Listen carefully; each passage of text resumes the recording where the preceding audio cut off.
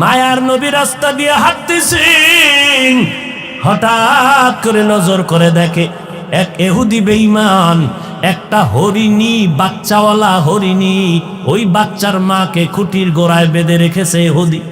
হরিণীটাকে 3 দিন খুঁটির গোড়ায় বেঁধে রাখলো। মা পাগলের মতো হয়ে গেছে, বাচ্চাগুলোরে পেলাম না, দুধ দিতে পারি না, কলিজা ছটফট করে। হঠাৎ ওই পথে মায়ার নবী হেঁটে যায়, হরিণী আমার নবীরে মোহাব্বতের সালাম জানায় দিল। সালাম জানাই আবদার জানায়, রহমতের নবী একটু যদি দয়া করতেন, আমাকে একটু ছেড়ে দেন, আমি বাচ্চাগুলোরে দুগ্ধ পান করায় আনবো। নবী চিন্তায় পড়ে গেলেন, আমি যদি খুঁটির গোড়ার থেকে রশিটা ছেড়ে দেই তো মালিকের অনুমতি নেই, হবে না। এখন মালিকের অনুমতি আনতে যেতে হবে। মালিক হলো ইহুদি আর আমি হলাম রাহমাতুল লিল আলামিন। কি করি? আল্লাহ জানায় দিলেন, নবী যান, ইহুদির ঘরে যাবেন, এটা আপনার হেদায়েতের কারণ হয়ে যাবে। নবী দাইয়া ডাক দিয়ে কয়, ইহুদি ভাই, খুঁটির গোড়ায় তুমি হরিণী বেঁধে রেখেছো? বলে হ্যাঁ বেঁধে রেখেছি। কয় একটু সময় ছেড়ে দাও। কে তুমি? বলে আমি আব্দুল্লাহর সন্তান মুহাম্মদ। বলে আমগো বংশের লিডারেরা মুহাম্মদ রে খুঁজে মারার জন্য, তুমি সেই মুহাম্মদ নি? কয় আমি সেই মুহাম্মদ। কেন আসছো? বলে হরিণীটারে 3 দিন বেঁধে রাখছো। বলে হ্যাঁ, একটু যদি ছেড়ে দাও বাচ্চাগুলোর দুগ্ধ পান করাইয়া চলে আসবে। ইহুদি ডাক দিয়ে কয়, রে আব্দুল্লাহর সন্তান, আমি শুনছি আব্দুল্লাহর ছেলে মুহাম্মদের সবাই পাগল বলে, আসলেই তো তুমি পাগল। কারণ একটা হরিণীরে ছেড়ে দিলে বাচ্চারে দুগ্ধ পান করাইয়া আবার চলে আসবে, এটা কেমনে হয়? মায়ার নবী চোখের পানি ছেড়ে বলে, ইহুদি ভাই, তোমার অন্তরে যদি সন্দেহ হয় চলো, আমি মুহাম্মদের জিম্মাদারি দাও, আমার হাতে রশিটা দিবা, আমি রশি হাতের মধ্যে নিয়া হরিণীটাকে ছেড়ে দিব। তুমি ছুরি দিয়া যেই হরিণীর কল্লা কাটবা, ওই ছুরি নিয়ে তুমি দাঁড়াইয়া থাকবা। সময়ের মধ্যে যদি হরিণ এসে হাজির না হয়, যেই ছুরি হরিণের গলায় লাগাইতি, সেই ছুরি আমি মুহাম্মদের গলায় লাগায় দিবি। হরিণী কয়, তোমারে মারার জন্য কত কৌশল আর অপকৌশল, তুমি যেহেতু নিজেই একটা কৌশল বের করে দিলা, হাতছাড়া করা যায় না, চলো। ইহুদি তরবারি নিয়ে দৌড়ায়, খুঁটির গোনায় গিয়া রশিটা ছেড়ে মুহাম্মদের হাতে দিস। মায়ার নবী ডেকে বলে, রে হরিণী, জলদি করে যাবি, তাকায় দেখ, ইহুদি তরবারি নিয়ে দাঁড়াইছে। সময়ের মধ্যে যদি হাজিরা না দাও, রহমতের নবীর গলায় ছুরি লাগায় দিবে ইহুদি। আসমান থেকে আমার মালিক বলেন, না নবী, আপনার কোনো চিন্তা নাই, ওয়াল্লাহু ইয়াসিমুকা মিনান নাস। আমি কোরআন হেফাজতের জিম্মাদারি যেমন নিয়েছি, আমি মুহাম্মদকেও হেফাজতের জিম্মাদারি নিয়েছি। ইহুদি বেঈমান যত চক্রান্ত করবে, আমি মাওলার সামনে টিকবে না, কারণ আমি মাওলাই হলাম সব থেকে বড় বুদ্ধিওয়ালা, আমার মতো জ্ঞানওয়ালা আর কাউকে আমি বানাই নাই। যত বুদ্ধিজীবী দেখো, এই বুদ্ধি দিয়া আমার রাস্তা কেউ বন্ধ করতে পারবে না। ওয়ামাকারু ওয়ামাকারাল্লাহ ওয়াল্লাহু খায়রুল মাকিরিন।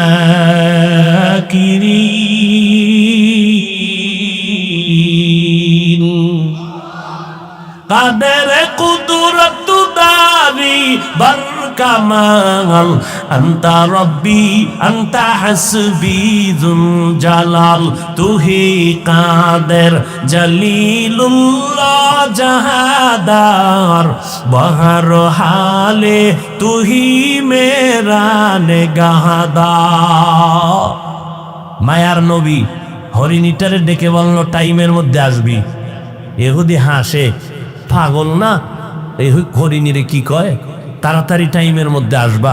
হরিণী বুঝেনি, হরিণী রশি ছেড়ে দাও মাত্র একটা দৌড়। জঙ্গলের ভেতরে গিয়ে ডাক দিছে, কই সন্তানেরা তাড়াতাড়ি আয়, দেরি করা যাবে না। রহমতের নবী দাঁড়াই আছেন, পার্শ্বে ইহুদি তরবারি নিয়ে দাঁড়ানো। সময় যদি দেরি হয়ে যায় মদিনার নবীর গলায় ছুরি লাগাবে বেঈমান দাঁড়ানো আছে। বাচ্চাগুলো মায়ের কণ্ঠ পাইয়া হাজির হয়ে গেছে। মা তুমি এতদিন আসো নাই, কে বেঁধে রেখেছে হুদি, আজকে কেমন করে আসছো? বলে রহমাতুল্লিল আলামিন ওই পথ দিয়ে যাওয়ার পরে আমি বলার পরে দয়া করেছে। বাচ্চাগুলো চিল্লায় কয়, মা এত দয়া যেই নবী তোমাকে করেছেন, 3 দিন না আরো প্রয়োজনে না খাইয়া থাকবো, দুধে মুখ লাগাবো না, মায়ার নবীকে একটা নজর না দেখিয়া। আমরাও দেখতে চাই। মা বলে চলো। এবার মা দৌড়ায়, বাচ্চাগুলো দৌড়ায়, নবীও দাঁড়ানো, ইহুদি তরবারি নিয়ে দাঁড়ানো।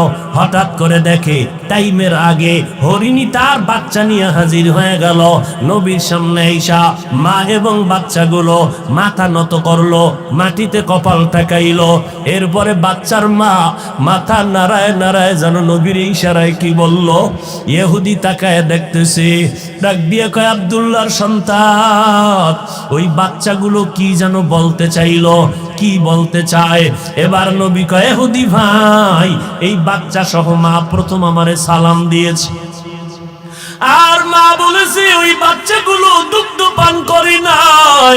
আমি রহমাতুল্লিল আলামিনের খবর পাইয়া বাচ্চারা পাগল হয়ে গেছে, আমাকে না দেখে মায়ের দুধে মুখ লাগাবে না। এই জন্য বাচ্চাগুলো আমাকে দেখার জন্য হাজির হয়ে গেল, পেটের ক্ষুধা নিবারণের জন্য দুধ পান করে নাই। আর আমার মায়ার নবী এমন মায়ার নবী, যেই নবীর চেহারা মোবারকের দিকে একটা নজর দিলে 7 দিনের ক্ষুধা পর্যন্ত থাকে না। ইহুদি চোখের পানি ছেড়ে চিল্লায় কয়, মুহাম্মদ, তরবারিটা ফালাইয়া নবীর কদম ধরে কয়, মুহাম্মদ, জঙ্গলের হরিণী যদি তোমাকে চিনতে পারে আর আমি মানুষ হইয়া যদি চিনতে না পারি, আমার মতো নিমক হারাম কেউ নাই, আমারে মাফ করে দাও আর আমাকে ঈমানের পোশাক পরায় দাও, জান্নাতের মেহমান বানায় দাও। আমার মায়ার নবীর কোনো বয়ান করা লাগে নাই।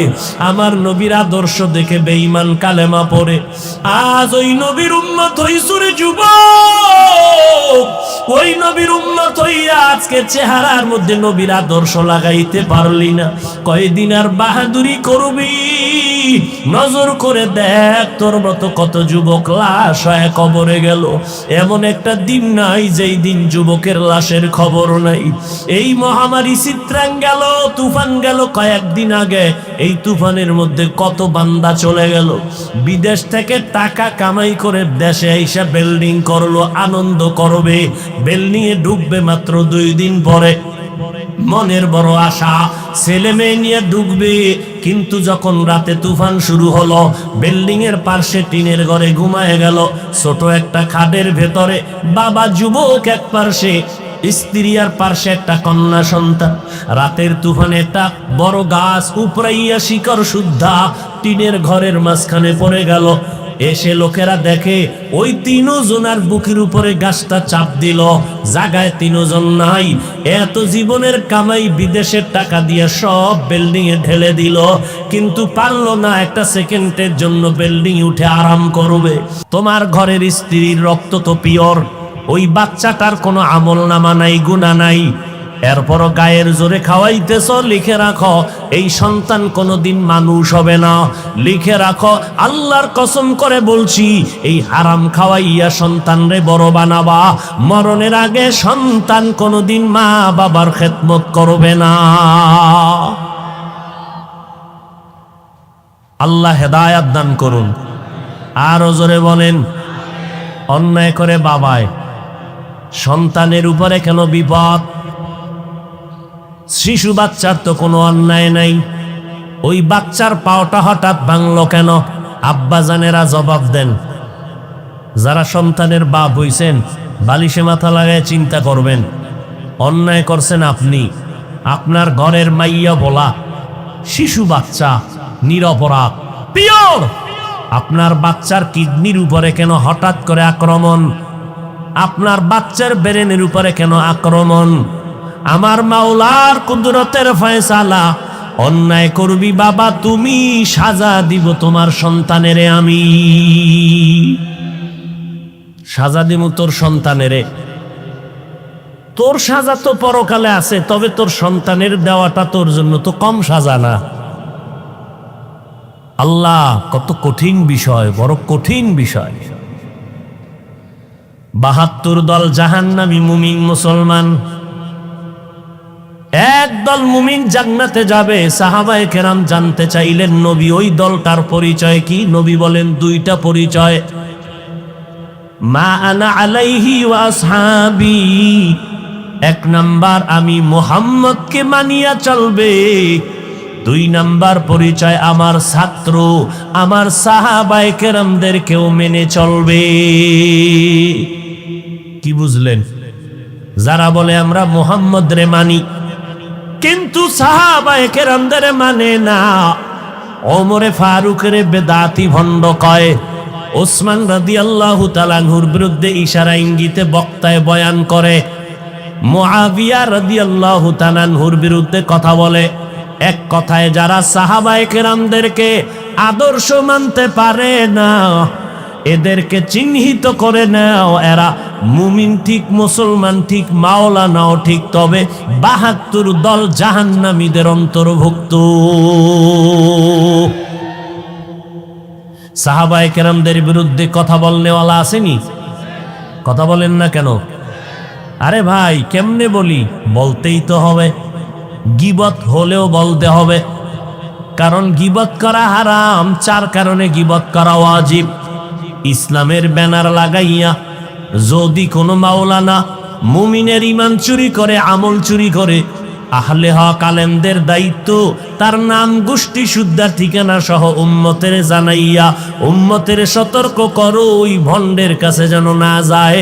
গীবত হইলেও এই গীবতে সওয়াব হবে। ইসলামের ব্যানার টানাইয়া একজন মাওলানা বয়ান করে বলে, জুমার নামাজের আগে সুন্নতের প্রয়োজন নাই। আর একজন মাওলানা বলে, নবীরা ভুল করেছিলেন, আমার আল্লাহ নবীদের দিয়া ভুল করাইছেন। এটা ইন্ডিয়ার খবর না, বাংলাদেশের তাজা খবর। আর একজন মাওলানা তিনি ইসলামের ব্যানারে থেকে বলেন, কোরআন শরীফের মধ্যে জাল আছে, জাল। বলে কি পরিমাণ জাল? বলে হাদিসের থেকেও বেশি জাল। নাউজুবিল্লাহ আসে না? না, একটু চিন্তা করেই বলেন, কারণ আপনার হুজুরে যদি বলে তাহলে তো একটু নাউজুবিল্লাহ চিন্তা করেই বলতে হবে। আওয়ামী লীগওয়ালারা কয় নাই কোরআনের মধ্যে জাল আছে, বিএনপির কেউ বলে নাই কোরআনের মধ্যে জাল আছে। কে বলেছে? ইসলামের ব্যানার টানাইয়া মাওলানা নামের টাইটেল লাগাইয়া বলে কোরআনের মধ্যে জাল। এই ইসলামের ব্যানার টানাইয়া মাওলানা বক্তা হইয়া বলে কালেমা লা ইলাহা ইল্লাল্লাহ মুহাম্মাদুর রাসূলুল্লাহ। এ কালেমা পড়বা না, কালেমা কুফরি। সোনার বাংলার খবর। কই যাইবেন? ওই মাওলানা সাহেব কোরআনের মধ্যে জাল আছে, নবীরা ভুল করেছেন, কালেমা কুফরি বলার কারণে যেমন ভণ্ড, তোমরা যারা সেই বক্তা মাওলানার ভক্ত দাবি করিয়া চুপ